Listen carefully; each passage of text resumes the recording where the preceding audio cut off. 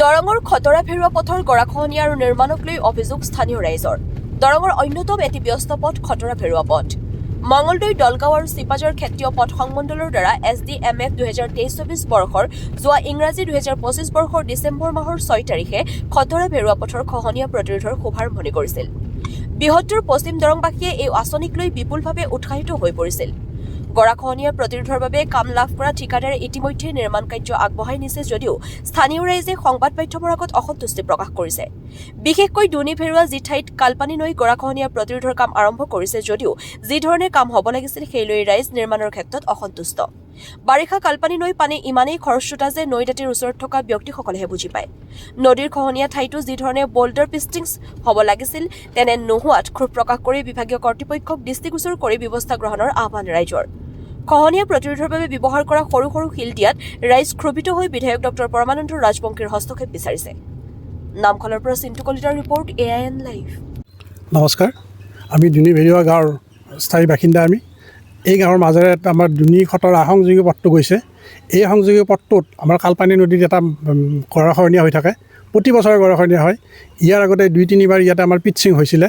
Pitching কৰাত আমাৰ টান মাটিত পিটচিং কৰিছিল যদিও প্ৰতি বছৰে তাৰমানে পিটচিং কৰি যোৱাৰ পিছত ইয়াত তাৰমানে বানে ওপৰৰ ভাগত খুব কাৰেণ্টটো বেছি হয়, খহি যায়। খহি যোৱাৰ কাৰণে শিলবিলাক গোটাই তলত পৰি যায়। পৰি যোৱাৰ ফলত আমাৰ গৰাটো খহি যাই থাকে। ওচৰৰ মানুহখিনি আৰু পিছুৱাই যাবৰ বাট নাই, জাগা নাই। তেওঁলোকৰ এতিয়া এইবাৰ যদি গৰাটো খহি যায় ক'ত যাব? গতিকে এইবাৰো আকৌ নতুনকৈ এটা চৰকাৰী ডিপাৰ্টমেণ্টেলি কিবা এটা স্কিম আহিছে, পিটচিঙৰ কাৰণে আহিছে।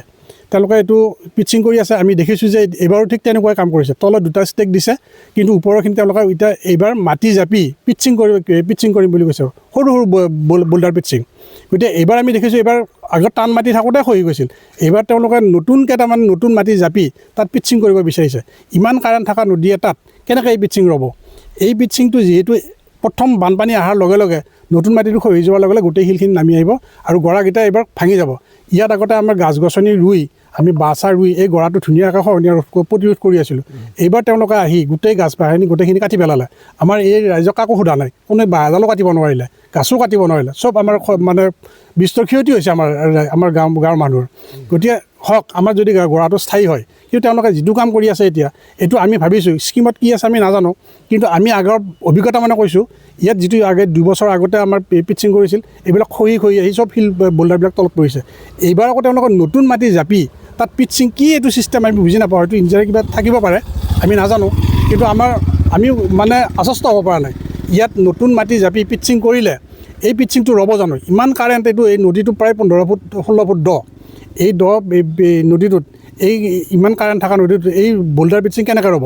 গতিকে আমাৰ এটাই অনুৰোধ বা আবেদন চৰকাৰৰ ওচৰত, তেওঁলোকে আমাক 5টা ষ্টেক দিয়ক। এতিয়া 2টা ষ্টেক দি ওপৰখিনি নতুন মাটি জাপি পিটচিং কৰিব বিচাৰিছে, এইটো আমি বিচৰা নাই ৰাইজে। আৰু যদি তেওঁলোকে এই চিষ্টেমতে কৰি যায়, কিন্তু সম্পূৰ্ণ দায়িত্ব তেওঁলোকে ল'ব লাগিব এই গাঁওখনৰ। কাৰণ এই গাঁওখনৰ এটাই ৰাস্তা, এইটো ব্যস্ততাপূৰ্ণ ৰাস্তা, দুনি খতৰা সংযোগী পথ। এই পথটো এই পথটোত তেওঁলোকে যদি এই কামখিনি বেয়া কৰে আৰু ওচৰত যিকেইঘৰ মানুহ আছে তেওঁলোকৰ পিছুৱাই যাব জেগা নাই, এইখিনি তাৰমানে পিছত অঘৰী হৈ যাব, এই বাটটো নাথাকিব। গতিকে এই বাটটো ছেভ কৰাৰ ক্ষেত্ৰত চৰকাৰে কি পদক্ষেপ লয়, আমি বিধায়ক মহোদয়কো অনুৰোধ জনাইছোঁ। তেওঁ ওপৰ লেভেলত কথাখিনি কৈছে, তেওঁ ডিপাৰ্টমেণ্টেলি আলোচনা কৰিম বুলি কৈছে, কিন্তু ডিপাৰ্টমেণ্টৰ পৰা এতিয়া ডিপাৰ্টমেণ্টেলি কোনো মানুহ অহা নাই। আৰু মুখ্যমন্ত্ৰী মহোদয়ে এইখিনি উন্নয়নমূলক কাম কৰাৰ কাৰণে আমি সকলোৱে ধন্যবাদ দিছোঁ তেওঁক। আমি সকলোৱে তেওঁৰ এই কামৰ আমি শলাগ লৈছোঁ। কিন্তু এনেকুৱা খোপা ঢিলা কাম, বিসংগতিপূৰ্ণ কাম এটা কৰিলে আমি বেয়া পাম পিছত। কাৰণ যিহেতু আগন্তুক ইলেকশ্যন এটা আহি আছে, তাৰ আগত বানপানী এটা হ'বই, আমি এইটো জানো। মাৰ্চ মাহত বৰষুণ হ'ব, হোৱাৰ লগে লগে গোটেই শিল ভাগি যাব, তেতিয়া গাঁৱৰ মানুহখিনি অফেণ্ডেড হ'ব। গতিকে আমি জানো, গতিকে তেওঁ এইখিনি কাম যাতে ভালদৰে আমাক এই ৰাইজক আশ্বস্ত কৰিব পাৰে, ভালকৈ কামখিনি কৰি দিলে আমি ভাল পাম। এই ফেৰুৱা গাঁৱৰ মাজেৰে বৈ যোৱা কালপানী নদীৰ যি মানে আমাৰ গৰাখহনীয়া প্ৰতিৰোধ বিভাগৰ তৰফৰ পৰা চৰকাৰীভাৱে ইয়াত এই বোল্ডাৰ পিটচিঙৰ কাম আৰম্ভ কৰিছে। 2টা ভাজ আমাৰ, এই 2টা ভাজত ইতিমধ্যে তলৰ খণ্ডটো ইতিমধ্যে হৈছে। ইতিমধ্যে আমাৰ এইটো থিয়া গৰা, আমাৰ এই ৰাস্তাটো লাগি আছে গাঁওখন, ভৰা গাঁও হ'ল। ইয়াত আগতেও 2টাকৈ এনেকুৱা স্কিম হৈ গ'ল, কিন্তু আমি তেতিয়া বিশেষ অভিজ্ঞতা নাছিল, সেইবোৰ খুলি গ'ল। কিছুদিনৰ পিছতে খুলি গ'ল, পুনৰ আমাৰ গৰাখহনীয়াই আহি আমাৰ ঘৰৰ পিছ পাইছে।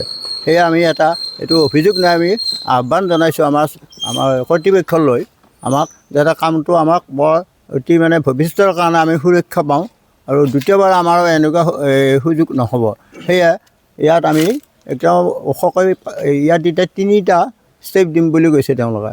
3টা নহয় 5টাকৈ স্কিম দিলে আমাৰ ওপৰখিনিৰ সুৰক্ষা হ'ব। ওপৰখিনিত যদি 3টা দিয়ে বা 4টা দিলেও ওপৰত আকৌ মাতি থাকিব। ইয়াৰ নদীৰ সোঁতৰ কথা একো মানে স্থিৰতা নাই, কোনোবা ফালে ইফালে দিয়ে, কোনোবা ফালে সিফালে গৰম আহে আমাৰ।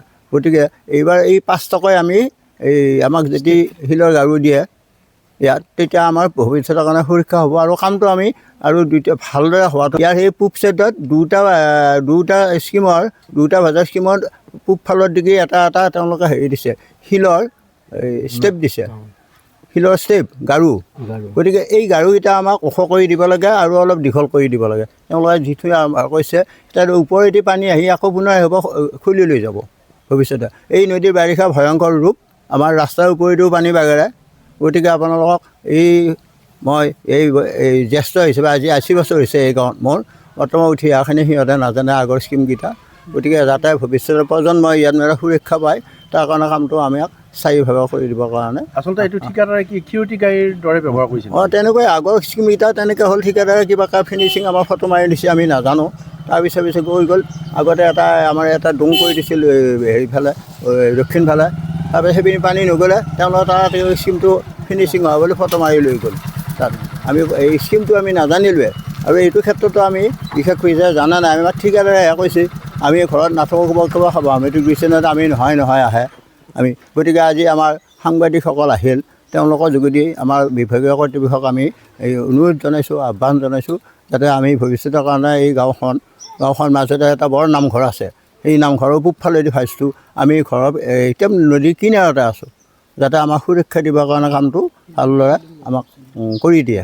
আৰু ইতিমধ্যে আমাৰ মুখ্যমন্ত্ৰী মহোদয়ে আমাক এইবিলাক কৈ আছে, আমি বাতৰিত পাইছোঁ, তেওঁ নিজৰ বক্তব্যত কৈছে যাতে আমাৰ কামবোৰ ভৱিষ্যতৰ কাৰণে স্থায়ীভাৱে অতি নিখুঁতভাৱে এই জনসাধাৰণৰ যাতে হয় উপকাৰ হয়, এইটো সেই নিচিনা কাম কৰিবৰ কাৰণে তেওঁ আহ্বান দি আছে আমাৰ মুখ্যমন্ত্ৰী মহোদয়ে। গতিকে ছিকিমত কি আছে নাজানো, আমি দৰকাৰ হ'লে তেওঁলোকে অলপ বৰ্ধিত কৰি লৈ হ'লেও আমাক এইখিনিতে কামটো পূৰ্ণাংগ হিচাপে কৰি দিব লাগে। পিটচিঙত যিকেইটা চলিঙত শিল দিছে, শিল কিছুমান সৰু শিল সোমাই দিছে, আমি দেখিছোঁ। সেইবোৰ পানী অহাৰ লগে লগে এই জালৰ মাজেদি সৰকি যাব, পিছত ওপৰবিলাক বাগৰি যায়। আগতে তেনেকৈ গ'ল আমাৰ। গতিকে এইবাৰ যাতে তেনেকুৱা শিলবোৰ আমি তেওঁলোকক ক'লে কাম নহয়। আজি সাংবাদিকৰ যোগেদি আমি এই বিভাগীয় কৰ্তৃপক্ষক লৈ আমি আহ্বান জনাইছোঁ। আমিতো ইঞ্জিনিয়াৰ নহয়, সেই দেখি আহক। আজি ঠিকাদাৰ যিটো কৈছে সিমানটো কৈ আমিতো নাজানো। গতিকে গোটেই গাঁওখন যাতে সুৰক্ষা হয়, তাৰ কাৰণে মই বিনম্ৰভাৱে এই বিভাগীয় কৰ্তৃপক্ষক আৰু মুখ্যমন্ত্ৰী মহোদয়লৈও আমি আহ্বান জনাইছোঁ। যিকোনো খবৰ আৰু বিজ্ঞাপনৰ বাবে যোগাযোগ কৰক 7896121996।